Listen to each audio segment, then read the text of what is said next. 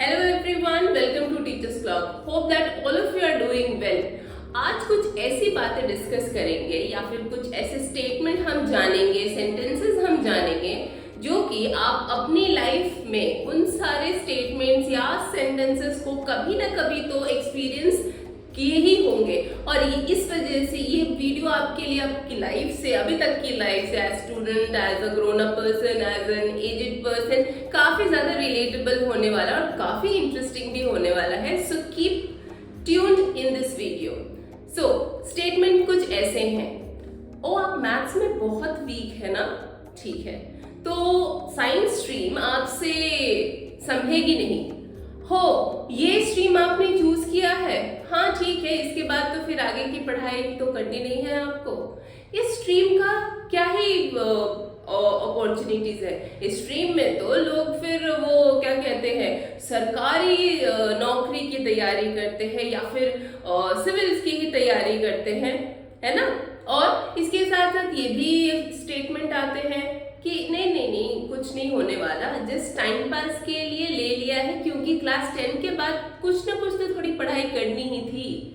बिल्कुल सही, आप जो सोच रहे हैं उसी स्ट्रीम के बारे में ये सारे स्टेटमेंट्स सुने और कहे जाते हैं. और अगर आप उस स्ट्रीम से हो तो फिर ये स्टेटमेंट सुनना और इन्हें डाइजेस्ट करना उस टाइम या कह लें कि फॉर द टाइम बीइंग बहुत मुश्किल हो जाता है. जी हाँ, हम बात कर रहे हैं आर्ट्स यानी या फिर ह्यूमैनिटीज स्ट्रीम के बारे में, जो कि एक ऐसी स्ट्रीम है कि बहुत हाई रेटेड भी है और बहुत अंडररेटेड भी है. अभी भी दो we are in 21st century की जो माइंडसेट है अगर देखी जाए तो अभी भी हमारा झुकाव जो है वो साइंस स्ट्रीम, ब्राइट स्टूडेंट्स, अरे हमारा बच्चा साइंस लेकर के पढ़ रहा है तब फिर he और she is a bright student and उसका कुछ फ्यूचर है. अब उससे जिससे साइंस नहीं निप पाई, जो एवरेज स्टूडेंट है उसके लिए कॉमर्स है. अब जिसके लिए कुछ नहीं बचा या फिर उसको धक्का मार के क्लास 10 की बोर्ड्स में या फिर किसी भी तरीके से उसने क्लास 10 की बोर्ड्स पास की है, उसके लिए तो भाई आर्ट्स बचा ही हुआ है.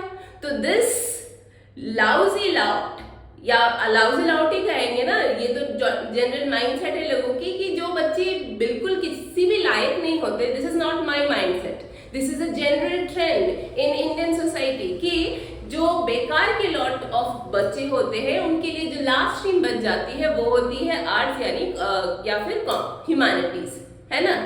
ये एक बहुत बड़ी गलत धारणा है, ठीक है. ये क्यों ऐसे है? क्योंकि आप अगर आप हमारी वो सोशल स्टडी या सोशल साइंस के बीच की जो डिफरेंस है उस वीडियो को अगर आपने देखा होगा तो आपको ये पता चला होगा कि social science itself is a very big and dynamic stream, जो कि science stream as well as commerce stream को भी अपने अंदर इंक्लूड करके रखती है या फिर है उसमें. So if you are a humanities students or art student, don't be confused, don't underrate yourself, be confident. बहुत सारी अपॉर्चुनिटीज आर्ट्स और ह्यूमैनिटीज फील्ड्स में है, लोगों को पता नहीं होता, इस वजह से इस तरह की टिप्पणियां या फिर स्टेटमेंट सुनने को मिलती हैं. So don't bother about it, right? So humanities or art is a very job oriented कह लीजिए या फिर करियर ओरिएंटेड कह लीजिए, और टू बी सिंपली अगर एक बात समझ लें, to be fit into a society, in a civilise society, at least आप इस स्ट्रीम से जुड़े रहते हैं तो कुछ ना होकर भी सोसाइटी के लिए एक एबल सिटीजन तो होते हैं. हाँ, अब जब कोई भी बच्चा नॉर्मली, अब शुरू से शुरुआत हम करेंगे, ठीक है. तो अब कोई भी बच्चा अगर ह्यूमैनिटीज या फिर आर्ट्स स्ट्रीम को क्लास 10 के बाद चूज करता है तो सबसे पहली जो कंफ्यूजन आती है वो ये होती है कि आर्ट्स और ह्यूमैनिटीज दोनों अलग है. ऐसा कुछ नहीं है, दोनों एक दूसरे के साइनोनिम की तरह है. बस वो होता है ना प्राइवेट स्कूल के जो बच्चे होते हैं, बड़े बड़े बिग ओरिएंटेड प्राइवेट स्कूल के, वो अपने स्वैग के लिए ह्यूमैनिटीज टर्म कर देते हैं और वहीं स्टेट बोर्ड के या फिर ऐसा कह लीजिए कि गवर्नमेंट स्कूल के जो बच्चे होते हैं they call the stream as arts. ऐसा कुछ अंतर नहीं है, दोनों एक ही स्ट्रीम है, एक दूसरे के साइनोनिम है। अंतर सिर्फ इतना है कि आर्ट्स जो है वो आर्ट के सब्जेक्ट यानी पेंटिंग हुआ, ड्राइंग हुआ, इस तरह के आर्ट एंड क्राफ्ट के जो परफॉर्मिंग सब्जेक्ट्स हैं उसका झुकाव ज्यादा होता है, वो भी इंक्लूडेड होते हैं स्ट्रीम में। और ह्यूमैनिटीज इटसेल्फ, ये इसका जो नेचर है वो पूरा ह्यूमनिस्टिक ही तो है। ये आपके लॉज को ना पढ़ के, आपके क्या कह सकते हैं इक्वेशंस को ना पढ़ के, और इसी तरह की जो कैलकुलेटिव चीजें हैं, ऑब्जेक्टिव जो चीजें हैं, इसको ना पढ़ के पूरे सोसाइटी को, पूरे सोसाइटी के माइंडसेट को, एक इंसान की साइकोलॉजी को, उसके पूरे माइंडसेट को स्टडी करता है। तो it is it is having plethora of subjects, plethora of scopes और opportunities तो इतनी है कि क्या ही बताएं।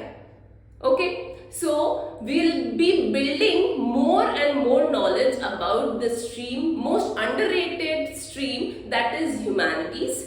So if you are a humanities student, अगर आप एक humanities या फिर arts के student हैं, तो आज से ही ये सारे statement जो है please neglect and ignore. There are more upcoming videos which will let you know. आने वाले वीडियोस में हम ह्यूमैनिटीज और आर्ट्स के बारे में, उसके स्कोप के बारे में, अपॉर्चुनिटीज के बारे में, जॉब ओरिएंटेड कोर्सेज के बारे में हम बात करेंगे।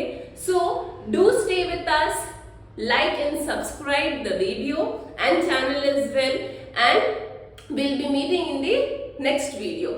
Till then, be confident about yourself, keep a smile on your face and lead your path.